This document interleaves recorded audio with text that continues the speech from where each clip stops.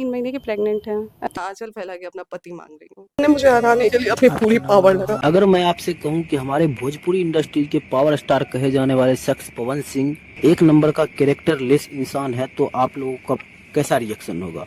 मुझे पता है कि कुछ लोग हमारे कमेंट बॉक्स में आके गालियां देंगे, कुछ लोग जो समझेंगे वो कहेंगे अच्छे हैं, और कुछ लोग को बहुत ज़्यादा बुरा लगेगा। तो मैं आप सभी को बता दूं कि ये बात बिल्कुल ही सही है। मैं ऐसा ही नहीं बोल रहा हूँ, मैं पूरे प्रूफ के साथ बता रहा हूँ। जैसे कि आप लोग को पता ही होगा कि आज से कुछ दिन पहले, बहुत दिन पहले, पवन सिंह का एक शादी हुआ था नीलम जी के साथ। उनसे उनका वो हो गया, नीलम जी धरती को छोड़कर चले गए। फिर से उनका अक्षरा सिंह के साथ अफेयर चला, उनसे शादी भी किए।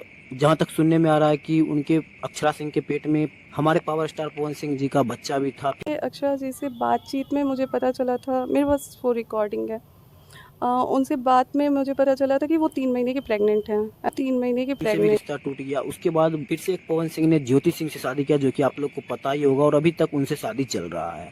और बाकायदा ज्योति सिंह इस शादी को निभा भी रहे हैं पवन सिंह को छोड़ के। पवन सिंह इस शादी को बिल्कुल भी नहीं निभा रहे हैं। फिर भी पवन सिंह को जब भी जरूरत पड़ा ज्योति सिंह का, जब जब ज्योति सिंह खड़े मिले पवन सिंह को। आप लोग को पता ही होगा कि अभी पिछले साल हमारे भोजपुरी के पावर स्टार पवन सिंह संसद का चुनाव लड़ रहे थे, तो उस वक्त दोनों का विवाद चल रहा था, पवन सिंह और ज्योति सिंह का। जो कि आप लोग को पता ही होगा कि पवन सिंह ने डाइवोर्स फाइल किया था ज्योति सिंह के खिलाफ। फिर भी उन्होंने ज्योति सिंह को बहला फुसलाकर उनके कंधे पे बंदूक रखकर उनको बुला लिया कि आ जाओ, हम लोग साथ में रहेंगे। और चुनाव में से पवन सिंह को ये लगा कि हम चुनाव जीत जाए। फिर उसके बाद जैसे ही चुनाव खत्म हुआ, चुनाव हार गए, तो ज्योति सिंह को फिर से उन्होंने वापस भेज दिया।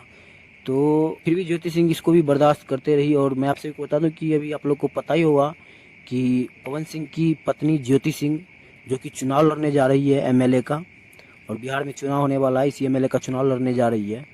तो ज्योति सिंह का आज एक इंटरव्यू आया था, जिसमें वो खुद बता रही थी कि जो पार्टी मुझे बोल रही थी कि आ जाओ, मैं आपको अपने पार्टी से आपको टिकट दे रहा हूँ चुनाव लड़ने के लिए, वो पार्टी मुझे आज मना कर रही है कि मैं टिकट नहीं दे पाऊंगा। मैंने जिस इंसान को मैंने जिताने के लिए सब एक कर दिया था, जी जान लगा दिया था, आज वो उस इंसान ने मुझे हराने के लिए अपनी पूरी पावर लगा दी है। मुझे टिकट देने से मना किया गया है पवन सिंह भैया के द्वारा, मैं टिकट नहीं दे सकता हूँ।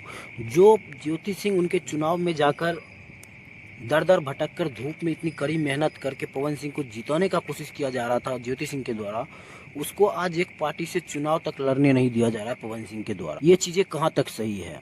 और ज्योति सिंह ने यह भी कहा है कि मुझे कोई पैसा नहीं चाहिए, बस आप आ जाओ, मेरे से एक बार बात करो। मुझे मेरा पति दे दे, सिर्फ मुझे 1 रुपया नहीं चाहिए। कोई आज भी आके मेरे से पेपर साइन करवा ले, मुझे 1 रुपए से, कोई 1 रुपए से मतलब नहीं है, मुझे बस मेरा पति दे दिया जाए। को पता ही है कि पवन सिंह के एक गाने के इवेंट के दौरान पवन सिंह ने कुछ हरकतें कर दी, जिसकी वजह से अभी काफ़ी ट्रोल किया जा रहा है उनको। फेसबुक, इंस्टा, ट्विटर, यूट्यूब, हर जगह ट्रोल किया जा रहा है पवन सिंह को, जो कि सही नहीं है। तो खैर आप लोग को उस मामले में पता ही होगा, उस मामले पे मैं ज़्यादा टिप्पणी नहीं करूँगा, किसी दिन और बना दूंगा उसके मामले में वीडियो। तो ये था छोटा सा अपडेट, जो कि मुझे लगा कि ऑडियंस को इस जानकारी से वाकिफ़ करना चाहिए कि हमारे पवन भैया कितना गलत कर रहे हैं ज्योति सिंह के साथ। तो ये वीडियो आप लोग को कैसा लगा हमें कमेंट बॉक्स में जरूर बता दीजिएगा। और अगर आपको इस वीडियो से जरा सा भी दिक्कत हुई होगी तो I am so sorry, but मैं तो सच्चाई को उजागर करने का काम करता हूँ। मिलते हैं किसी अगले अपडेट के साथ, तब तक के लिए बाय।